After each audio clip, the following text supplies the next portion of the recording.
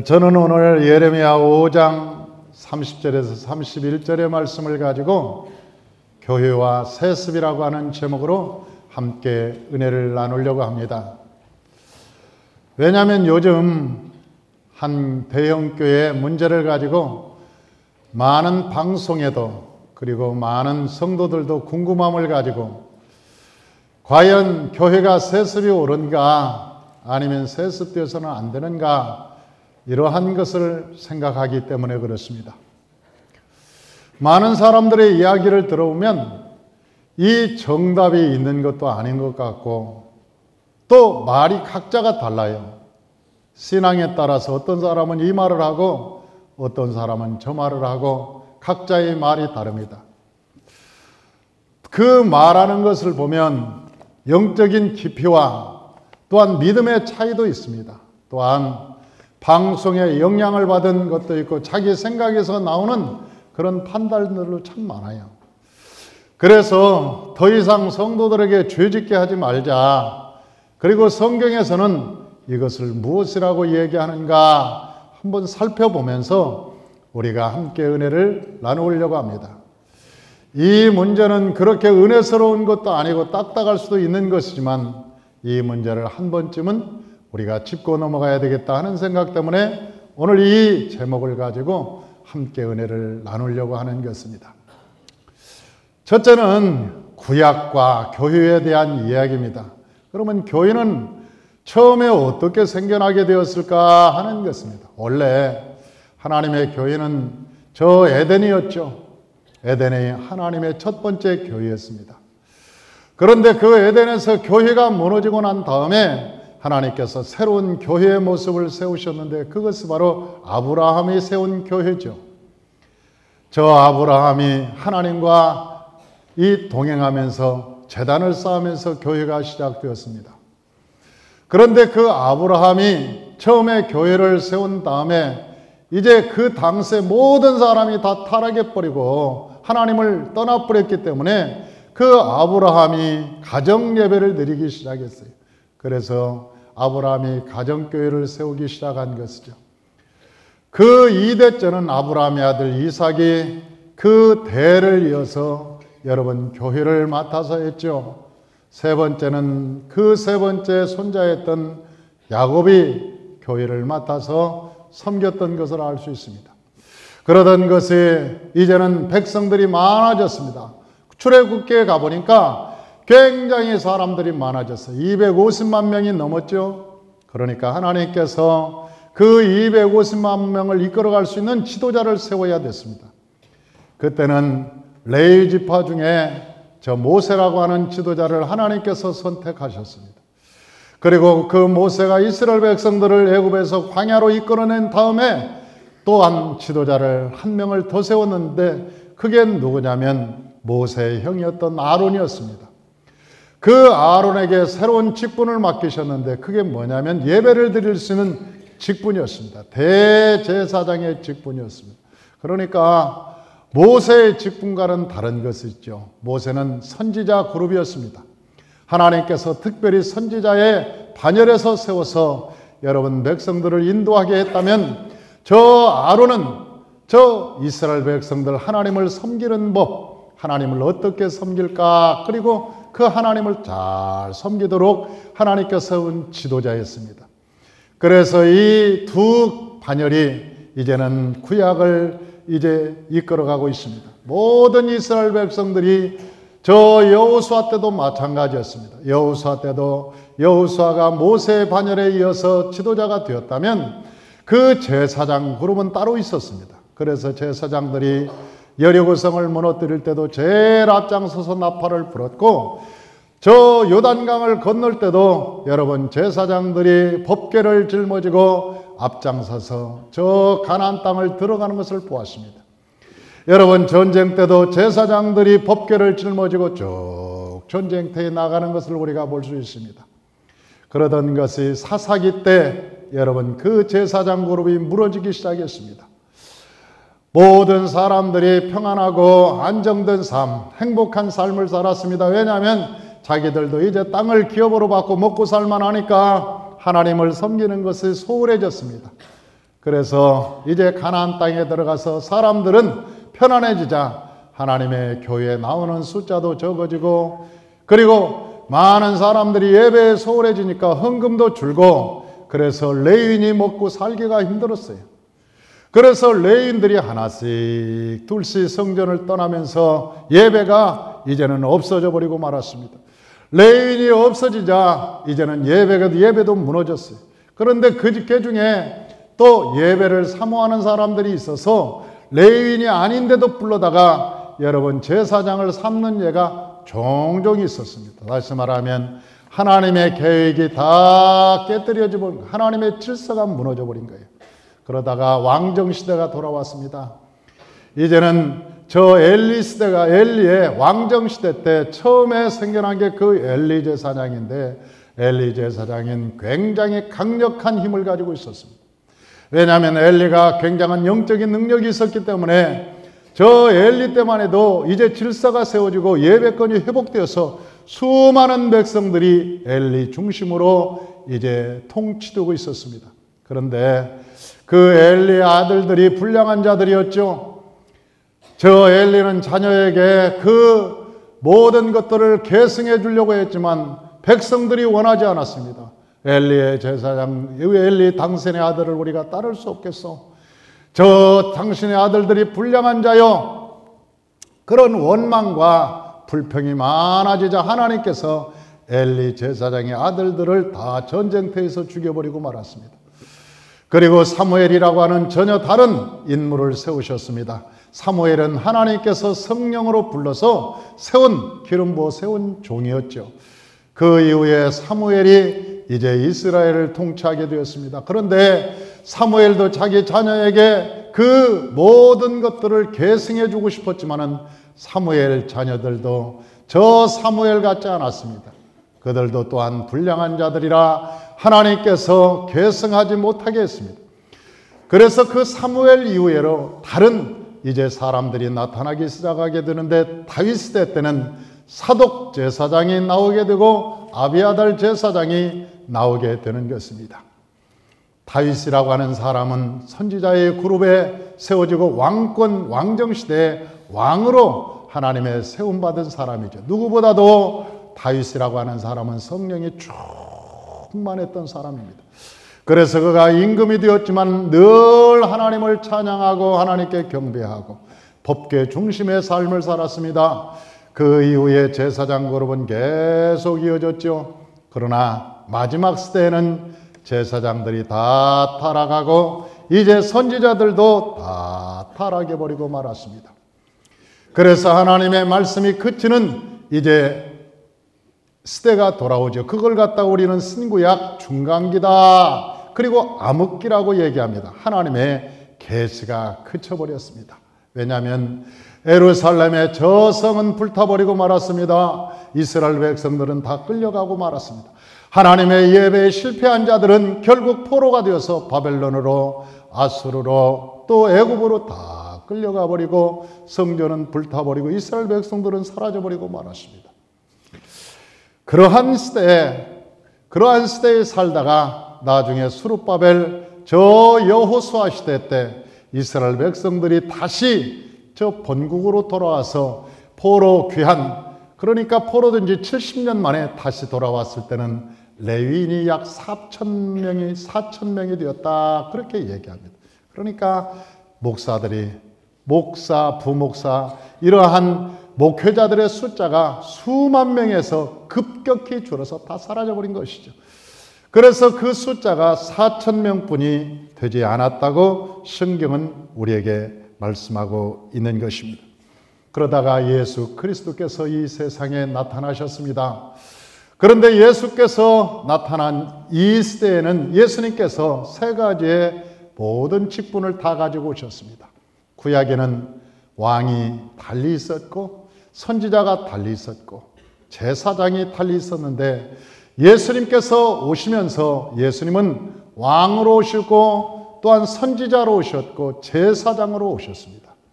그래서 모든 구약의 세 가지의 직분을 예수 그리스도께서 통합해서 가지고 오셨습니다. 그리고 그 모든 것들을 누구에게 위임했느냐? 하나님께서 부르신 12사도에게 모든 권세를 위임해 주는 것을 우리는 성경에서 볼 수가 있습니다. 사랑하는 성도 여러분, 예수님께서 오실 때 교회가 얼마나 타락해 버렸는가 하는 것을 우리가 볼 수 있습니다.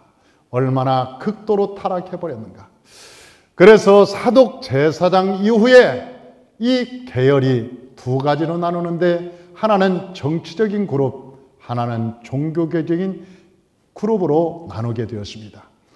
이제는 목회자들이 왕과 친하게 되었고 정치인들과 친하게 되었고 힘 있는 자들의 편에 서서 늘 가까이 살면서 친하게 되었습니다. 그런 사람들을 우리는 사두개인이라고 얘기합니다.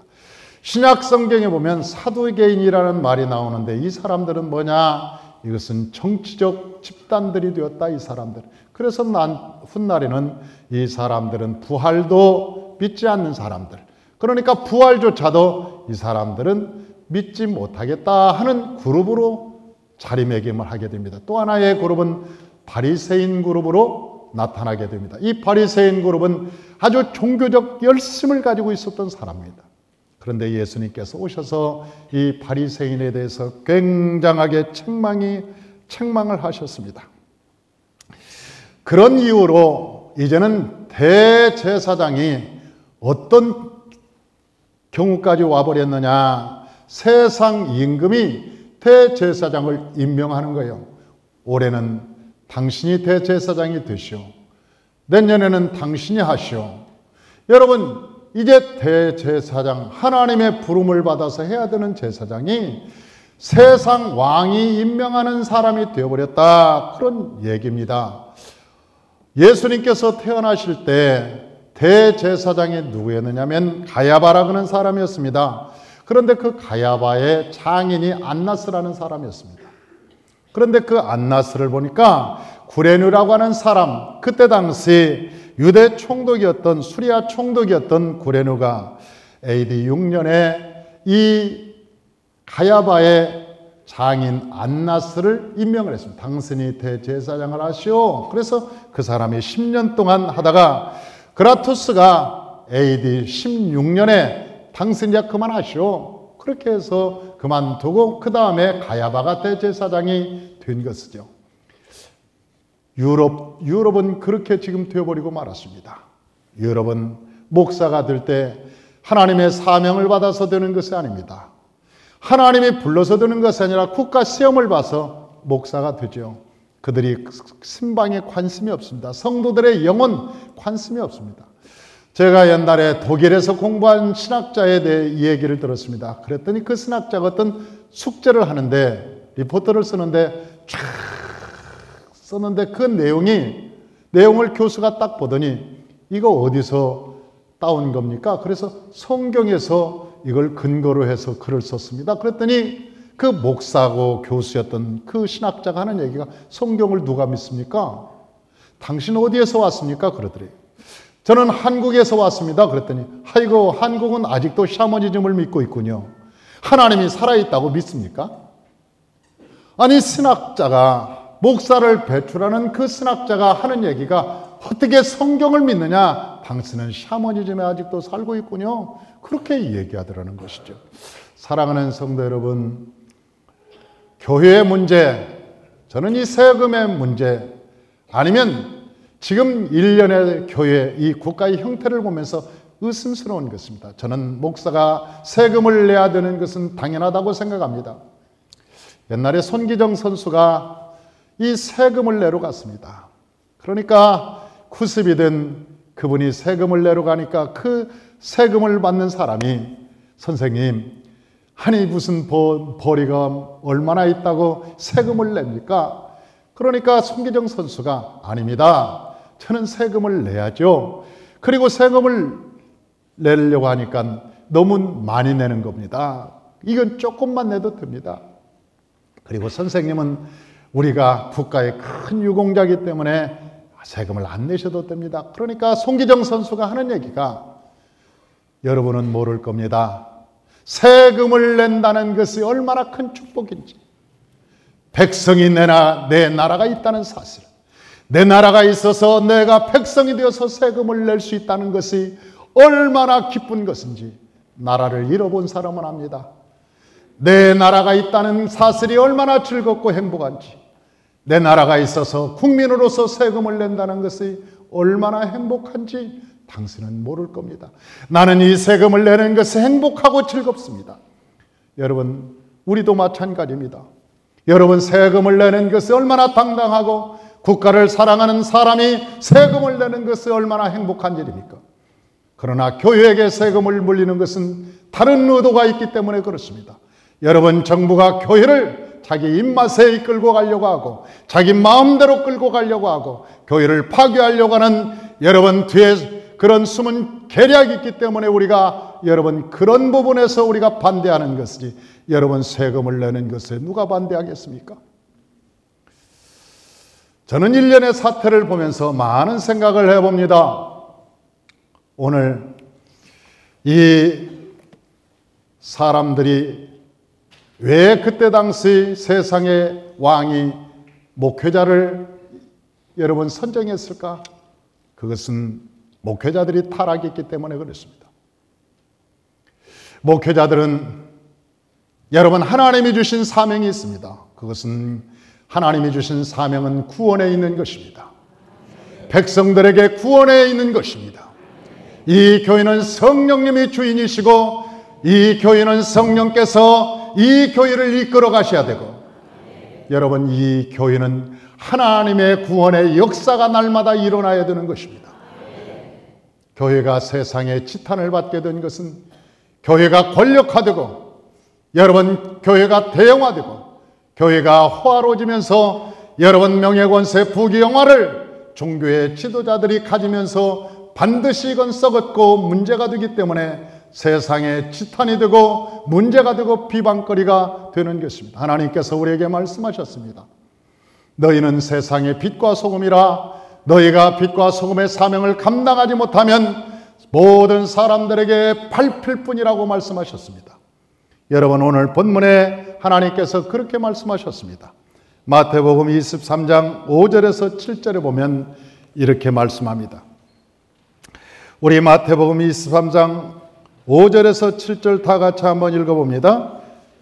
저희 모든 행위를 사람들에게 보이고자 하여 하나니 곧 그 차는 경문을 넓게 하며 옷수를 크게 하고 잔치의 상석과 회당의 상자와 시장에서 문안받는 것과 사람들에게 랍비라 칭함받는 것을 좋아하느니라.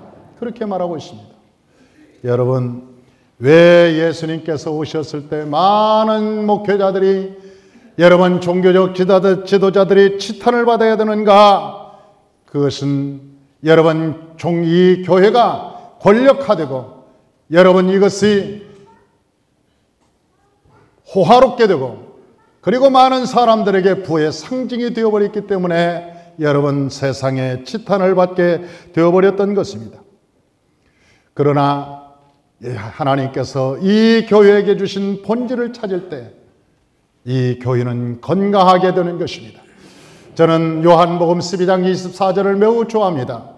요한복음 12장 24절에는 이렇게 기록되어 있습니다. 하나님의 알이 떨어져 죽으면 많은 열매를 맺거니와 한 알 그대로 있으면 썩지 않으면 한 알 그대로 있느니라. 여러분 이 땅에 많은 지도자들이 여러분 썩어지면 수많은 열매를 맺지만 썩지 아니하면 한 알 그대로 있으리라고 성경은 우리에게 말씀하고 있습니다. 요즘 많은 비방거리가 되고 여러분 세대의 조롱거리가 되는 것도 이와 똑같은 것이죠. 세 번째로 그러면 세습이라는 것이 무엇인가 하는 문제입니다. 요즘 성도들이 교회에 세습을 놓고 많은 생각들을 합니다. 그리고 방송을 듣고 자기 나름대로 판단해서 이러쿵저러쿵 이야기를 합니다. 그래서 더 이상 성도들에게 죄를 지게 해서는 안 되겠다 하는 마음 때문에 오늘 설교를 하게 되었습니다. 한마디로 정의한다면 세습이라고 하는 것은 교회의 용어가 아닙니다. 왜냐하면 세습이란 말을 국어사전에서 찾아보았습니다.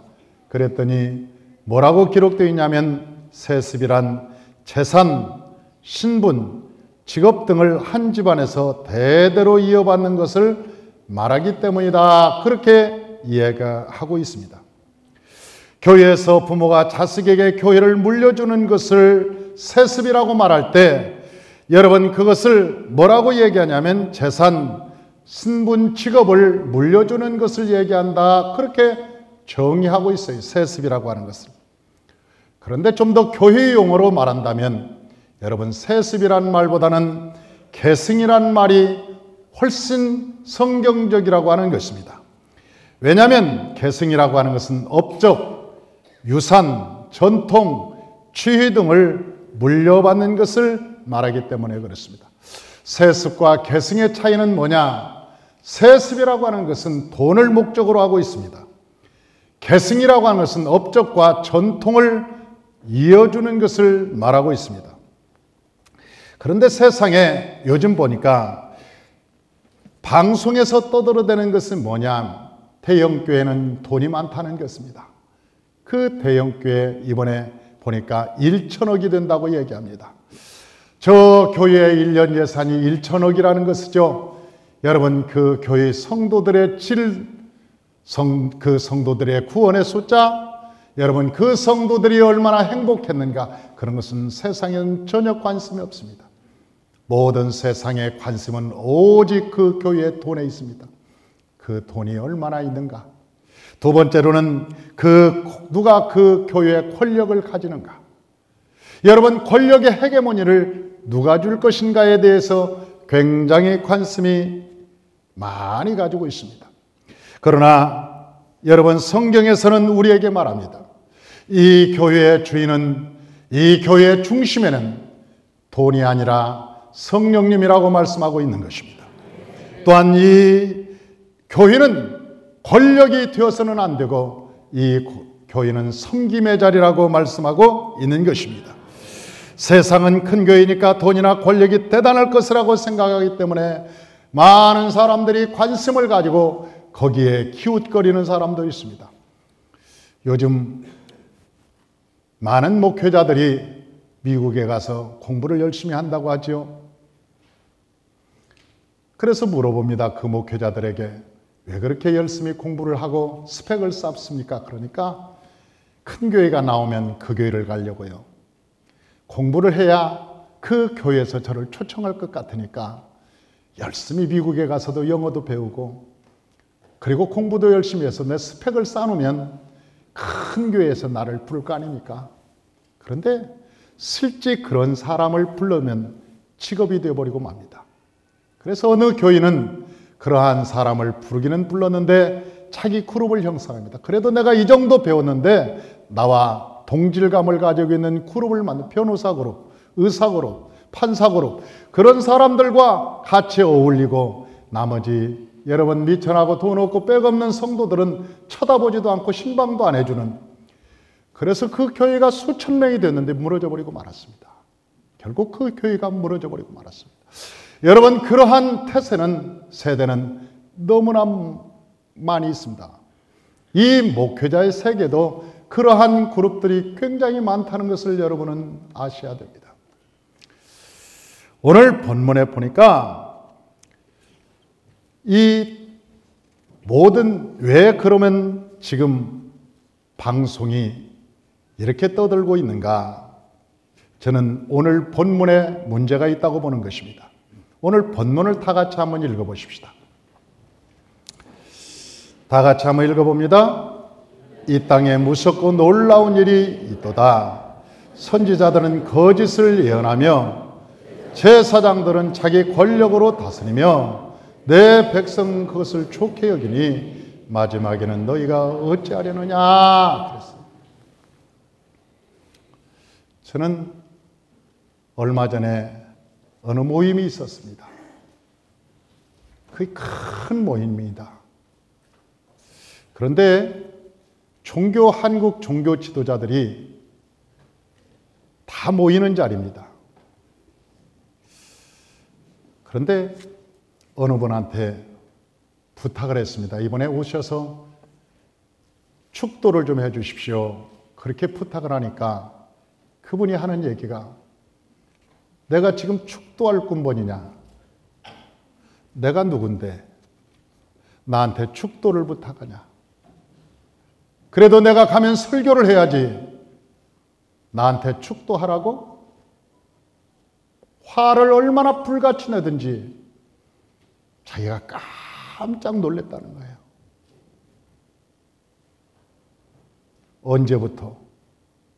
언제부터 기독교가 이렇게 되어버렸는지 모릅니다. 여러분, 성도가 우리 목사님이 총회장님이야. 여러분, 그거 자랑할 일 아닙니다. 여러분, 성도가 깨어 있어야 됩니다. 여러분, 성도들이 그걸 자랑 삼아서 얘기할 때 목회자는 그것을 위해서 타락해 가는 거예요. 그 자리를 위해서 돈 쓰고 그 자리에 올라가기 위해서 성도들한테 인정받기 위해서 여러분, 목회자들이 그걸 위해서 추구하는 거예요. 우리 목사님 기도하는 목사님이야. 우리 목사님 성도들 사랑하는 목사님이야. 우리 목사님 진실로 성도들을 아끼고 생명같이 여기는 분이야. 여러분, 그것으로 여러분 목회자를 자랑해야지. 여러분의 목회자가 세상적인 명예 있고 권세 있는 거 이거 자랑하면 반드시 목회자 타락합니다. 반드시 목회자 타락합니다. 오늘 본문에 그렇게 말하고 있습니다. 내 백성들은 그것을 좋게 여기니 권력화되는 것이죠. 권력화되는 것이죠.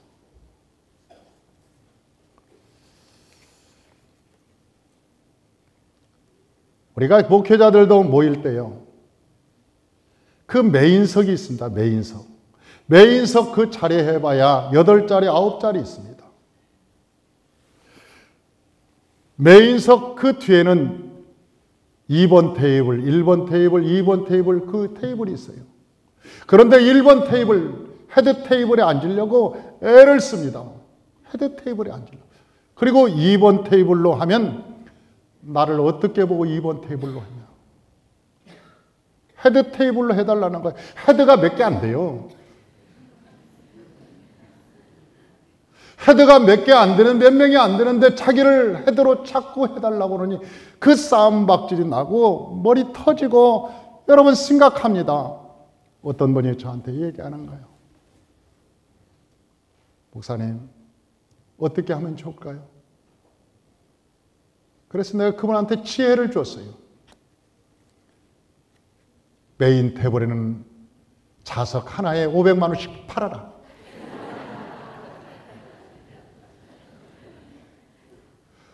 메인에 앉으려면 적어도 500만 원 내고 앉아.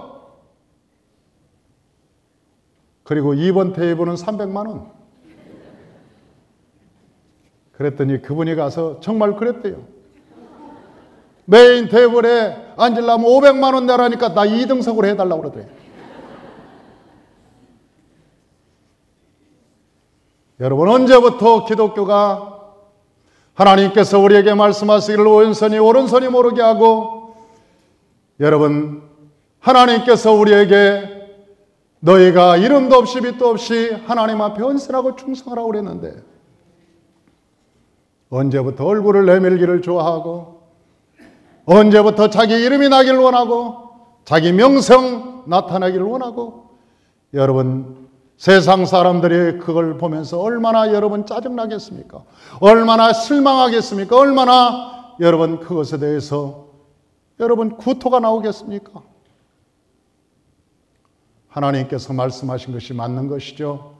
소금이 제맛을 잃으면 사람들에게 밟힐 뿐이니라. 세상 명예, 세상 권세 좋아하면 아는 대로. 그런데 예수님 당시에 바리새인들은 그렇게 되고 말았습니다. 그래서 예수님께서 그 바리새인들에게 너희는 본질을 잃어버렸다. 너희가 맛을 잃어버렸다. 회칠한 무덤들이여 겉은 번지르는 하지만 속은 다 썩었구나. 여러분, 교회를 보고 뭐 본받을 게 있어야 말이죠. 우리가 교회가 세상을 향해서 회개하라 그러니까 세상이 뭐라는 줄 아세요? 니들이나 해요. 니들이나 회개하라고 그래. 니들이나. 여러분, 적어도 그렇게 되면 안 되잖아요. 하나님이 누구신데? 여러분, 하나님이 누구신데? 우리가 아브라함의 신앙에서 배우는 게 있습니다. 아브라함의 신앙에서 첫 번째가 양보입니다. 여러분, 저 아브라함이 롯과 산을 놓고 들을 놓고 여러분 다툼이 일어날 때 그 아브라함이 롯에게 얘기했습니다. 네가 좌를 하면 내가 우하겠고 네가 우하면 내가 좌하리라. 네가 선택하고 난 다음에 내가 차지하리라. 네가 좋은 것을 마음대로 선택하라. 이것이 신앙의 첫걸음이고 우리가 가야 될 방향이 아닙니까?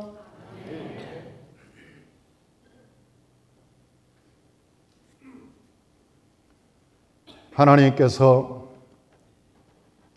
우리에게 주신 교훈이죠. 지혜죠.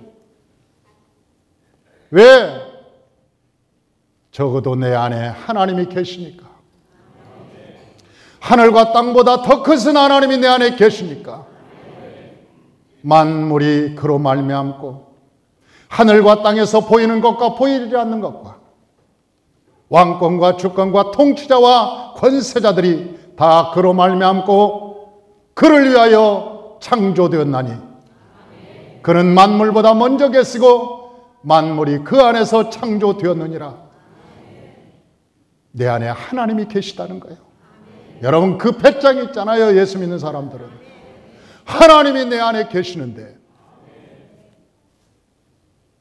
이 세상에 보이는 명예 권세, 여러분, 그것보다 하나님이 더 적게 보인다면 큰 믿음이 아니죠. 그건 이상한 것이죠.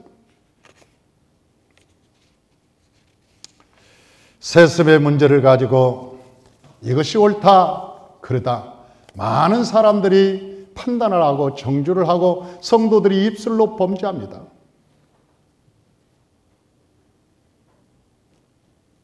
그러나 예수님께서 정의를 내려놓으셨습니다. 마가복음 3장 33절에서 35절에 보니까 예수님의 어머니와 동생들이 예수님을 찾아온 적이 있었습니다. 그때 예수님께서 제자들에게 말씀하셨습니다. 누가 내 어머니고 내 형제냐? 그러면서 하시는 말씀이 누구든지 하나님의 뜻대로 하는 자가 내 형제요 자매요 모친이니라. 그러니까 정리를 해놓으신 것이죠. 정리를 해놓으셨습니다. 이제는 내 혈육의 문제가 아니고 혈육이 문제가 아니고 하나님의 뜻대로 사는 자가 내게 합당한 자니라. 그렇게 하나님께서 정리를 해놓으신 거예요. 오늘 본문을 통해서 하나님은 우리에게 말씀합니다. 어느 교인은 아들이기 때문에 이건 안 된다. 아들이기 때문에 된다. 여러분, 성경에 그런 게 어디 있습니까? 저는 엘리의 제사장이 얼마나 자녀에게 여러분 계승하고 싶었겠습니까? 그런데 자격이 안 됐던 거예요. 여러분, 사무엘이 얼마나 자녀에게 주기를 원했겠습니까? 그러나 자녀가 그만큼 안 된 거예요. 미국에서는 여러분 자녀가 2대째 목사님으로 오는 것을 굉장한 자랑으로 생각합니다. 미국 같은 데는. 야, 우리 교인은 지금 4대째야. 저 할아버지로부터 시작해서 우리 교인은 4대째가 지금 그 목회자가 우리 교회를 섬기고 있어. 그걸 굉장히 자랑으로 생각합니다. 왜? 그렇게 나오기가 힘드니까. 그렇게 나오기가 힘든 거예요. 우리나라의 최고의 목사님도 내 자식이 한나가 목사가 되기를 원하지만 안 되잖아요. 그게 사람의 일륜으로 안 되는 거라.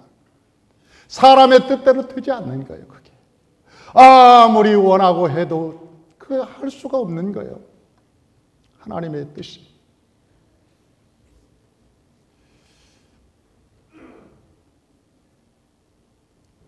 성경에는 두 가지의 의미를 다 얘기하고 있습니다.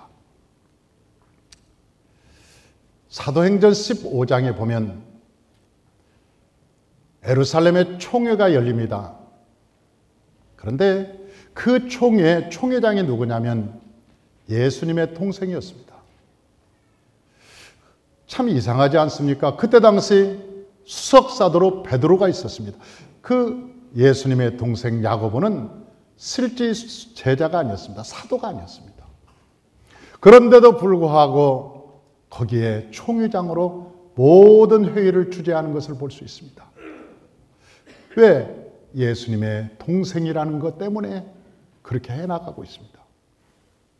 그리고 야고보서를 쓰지요. 훗날 그 야고보서를 쓰게 됩니다. 그러니까 이것이 된다, 안 된다. 이것은 하나님만이 결정하시고 이끌어갈 일이지 우리가 입방아찔 일은 아니라는 것입니다. 여러분, 명성교회가 나하고 무슨 상관이 있습니까? 여러분의 신앙과 개인적으로 무슨 상관이 있습니까? 여러분이 아무리 입방아찌어도 하나님의 뜻대로 되어갈 것입니다. 여러분이 여기서 아무리 여러분 갑론을박해도 그냥 흘러갈 것입니다. 만약 여러분들이 명성교회를 그렇게 안타깝고 여러분 안타깝거든 가서 헌금이라도 하십시오. 그리고 그 교회를 위해서 3일 금식계라도 좀 하십시오. 그리고 말을 하십시오. 저는 어린 시절 같으면 제가 제일 먼저 분노했을 것입니다. 앞장서서. 그럴 수가 있어. 교회는 개혁의 대상이야. 개혁돼야 돼. 이러면 안 되지. 적어도 교회가 그러면 안 되지. 그리고 제일 먼저 옛날에 화염병을 들던 실력을 어김없이 내세웠을 겁니다. 실제로. 그러나 세상에 나이가 들다 보니까 정의보다는 사랑이 앞섭니다. 정의보다는 사랑이 앞섭니다. 옛날에 순복음교회가 2단, 3단 막 욕을 먹을 때가 있었습니다. 여러분 타교단에서 얼마나 순복음교회에서 비방하고 욕을 했는지 모릅니다. 그때 한국 교회 최고 어른이신 한경직 목사님이 조용기 목사님을 찾아오셨습니다. 그래서 그분이 하시는 말씀이 내 제자들을 내가 잘못 가르쳐서 미안하네. 미안하네. 그러면서 조 목사님 손을 잡고 미안하네. 여러분 그 어른이 어떤 분이라고? 한국의 최고의 어른. 그때 조영기 목사님은 조그마한 새파란 사람이었어요. 자기가 짓밟으면 죽을 수도 있는 사람이었습니다. 그런데도 아무도 모르게 조용히 찾아와서 미안하이. 내가 미안하이. 여러분, 그래서 그분을 존경하는 것입니다. 그분을 한국교회가 그분을 어른이라고 말하는 것입니다. 그분이 방송에 나와서 저건 아니야. 저건 기복신앙이야. 저건 이단일 수 있어. 여러분 왜 큰 소리를 칠 수 없겠습니까? 한국에서 인정하는 어른이신데. 요즘 말 좀 하고 큰 소리 좀 치는다는 사람들이 방송에 나와서 여러분 큰 소리를 칩니다. 교회가 어떻고 개혁은 어떻고. 나는 그것을 보면서 정말 저분의 말은 옳을지언정 턱스럽지는 않다. 아무리 저분의 말이 옳을지라도 하나님의 교회에 칼질하는 것이다. 하나님의 몸된 교회에 칼질하는 것이다. 저건 사랑이 아니다.